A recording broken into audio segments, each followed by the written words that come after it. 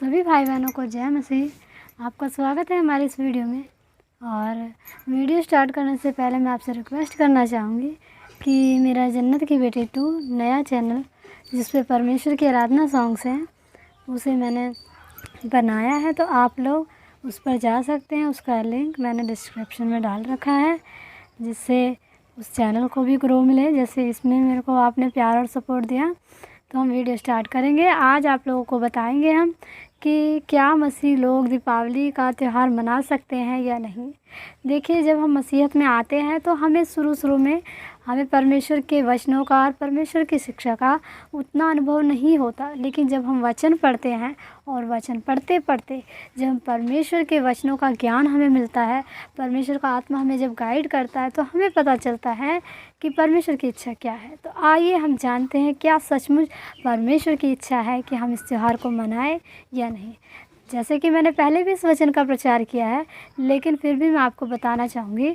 जब आप रोमियो 12 के 2 पद में पढ़ते हैं कि संसार के सदृश ना बनो, इस संसार के सदृश ना बनो, तुम्हारे मन के नए हो जाने से तुम्हारा चाल चलन बदलता जाए, और जिससे तुम परमेश्वर की भली भांति और सिद्ध इच्छा अनुभव से मालूम करते रहो।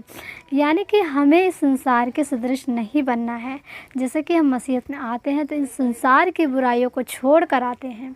हमारे मन के नए हो जाने से, यानी कि जब हमारा बपतिस्मा हो जाता है तो हमारा दूसरा जन्म होता है। हम इस संसार से मर जाते हैं, और इस संसार के जो बुरे काम होते हैं, जो संसार के काम होते हैं, जिसके पीछे संसार चल रहा है, तो हमें उसको नहीं फॉलो करना, हमें वचन को फॉलो करना है। क्योंकि ये हम या आपकी इच्छा नहीं, ये परमेश्वर की इच्छा है। तो हमें इस तरह से जीवन बिताना है, यानी कि हम जो संसार कर रहा है उसे हम नहीं कर सकते। वहीं अगर आप आगे वचन पढ़ेंगे नए नियम में, जो कि यूहन्ना 8 के 12 पद में परमेश्वर ने जब लोगों से कहा, फिर यीशु ने लोगों से कहा, जगत की ज्योति मैं हूँ, जो मेरे पीछे हो लेगा वह अंधकार में ना होगा वरन जीवन की ज्योति पाएगा।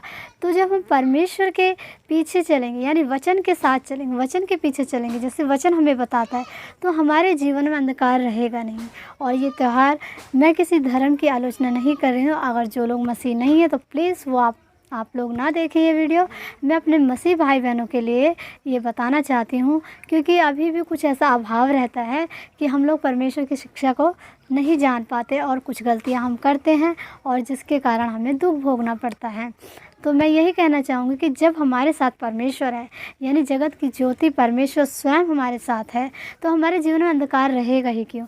और इस त्यौहार को लोग अंधकार दूर करने के लिए अमावस की रात को ये सब करके, मतलब जो भी है, मनाते हैं। लेकिन हमारे जीवन में कोई भी अंधकार नहीं है, क्योंकि हमारे जीवन खुद परमेश्वर स्वयं ज्योति है, जो कि ना कभी बुझने वाली है, ना कभी मिटने वाली है। सदा अंत तक हमारे साथ परमेश्वर रहेगा, और हम जीवन की ज्योति, यानी अनंत जीवन की ज्योति, सब कुछ हमें मिलेगा। ये संसारिक और आत्मिक दोनों चीज़ें मिलेगी अगर परमेश्वर को। वहीं जब आप यूहन्ना 8 के 32 पद में पढ़ते हैं, तो वहाँ वचन हमें बताता है, तुम सत्य को जानोगे और सत्य तुम्हें स्वतंत्र कर देगा।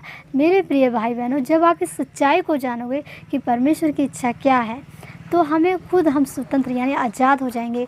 तो हम इन बातों में फंसे नहीं रहेंगे। क्योंकि कुछ नए मसीह भाई बहन कहते हैं कि हम इतने दिन से ये त्यौहार मनाते आ रहे हैं, तो हम ये मना सकते हैं प्रभु का धन्यवाद करके। ये कुछ नहीं, हमें ऐसा नहीं करना है। अगर आप धन्यवाद करके परमेश्वर के आगे उल्लंघन करेंगे, तो क्या ये परमेश्वर को अच्छा लगेगा? बिल्कुल नहीं। अगर आप धन्यवाद करके किसी का मर्डर करते हैं या किसी को गाली देते हैं, तो ये क्या परमेश्वर की इच्छा पूरी होती है? नहीं, इससे हम पाप करते हैं। तो मेरे प्रिय भाई बहनों, हमें ऐसा कोई काम नहीं करना जो संसार कर रहा है।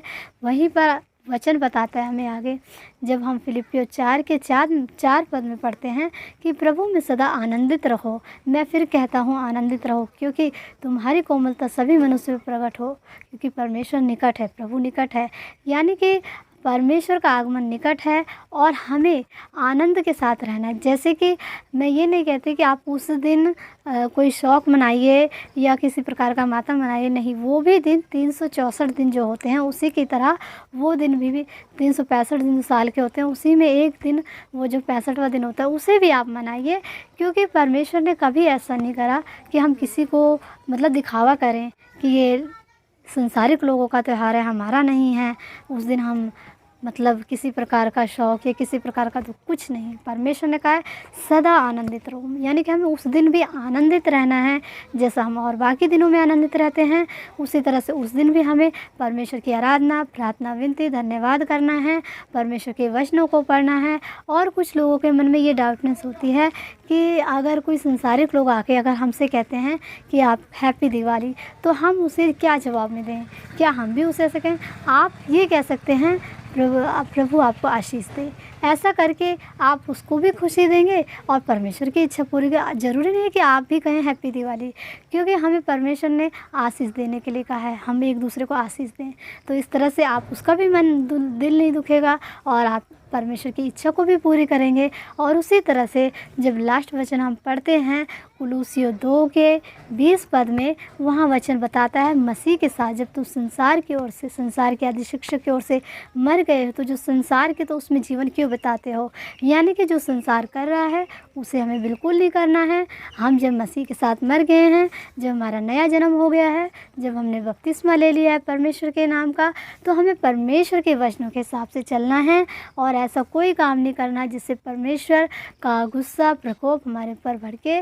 तो मैं यही कहना चाहूँगी कि हम मसीहों को ये त्यौहार नहीं मनाना, क्योंकि ये संसारिक लोग हैं, संसार के लोगों का त्यौहार है, ये हमारा और आपका नहीं है। हमें परमेश्वर के ज्ञान में आगे बढ़ना है, क्योंकि जब पहले हम इनमें जीवन बिताते थे तो हमारे जीवन में कितनी अशांतियाँ, कितने दुख, कितनी समस्याएं रहती थी। अगर कुछ लोग कहेंगे कि हमें इस दिन अंधकार मिटाना, तो फिर बाकी के दिनों में भी तो अंधकार होता है, रात होती है, तो उस दिन भी आप दीपक जलाइए और वगैरह, ये जो भी इसका सिस्टम जो भी होता है, इसमें विधियाँ होती हैं उसे करिए। लेकिन नहीं, एक दिन ऐसा करके लोग दिखाते हैं कि हमारे जीवन का अंधकार दूर हो गया, हमारे जीवन की शिक्षा है, मतलब इन शिक्षाओं पे चल के हमारा ये हो गया। तो ऐसा कुछ नहीं है, क्योंकि कुछ बुराई और अच्छाई दोनों ही साथ साथ चलती आ रही हैं संसार में। तो हम जो लोग हैं बुराई की तरफ ज़्यादा ध्यान लगाते थे और अच्छाई की ओर कम, जिसके कारण हम परमेश्वर की ओर से दंड पाते थे। लेकिन जब हमने सत्य को जाना है, जब हमने सच्चाई को जाना है, तो हमें बुराई से मन हटाना है और जो परमेश्वर की इच्छा है उस पर चलना है। तो मुझे लगता है कि आप लोगों को समझ आया होगा वचन के द्वारा। तो इस वीडियो में इतना ही कहना चाहूँगी और इसी तरह से आगे भी मिलूँगी। और ऐसा कुछ नहीं है, जैसे घर में छोटे बच्चे होते हैं तो उनका दिल बहलाने के लिए, क्योंकि बच्चों को तो समझ नहीं है वचन के ज्ञान की, तो उनके लिए आप मिठाई वगैरह ला सकते हैं, उन्हें खिला सकते हैं, परमेश्वर का धन्यवाद करके, परमेश्वर के नाम से शुद्ध करके। इतना ही कहना चाहूँगी। अगर कुछ ज़्यादा मैंने बोला हो, अगर कुछ गलत बोला हो, तो परमेश्वर मुझे क्षमा करे और आप लोग भी क्षमा करें। परमेश्वर आपको आशीष दे।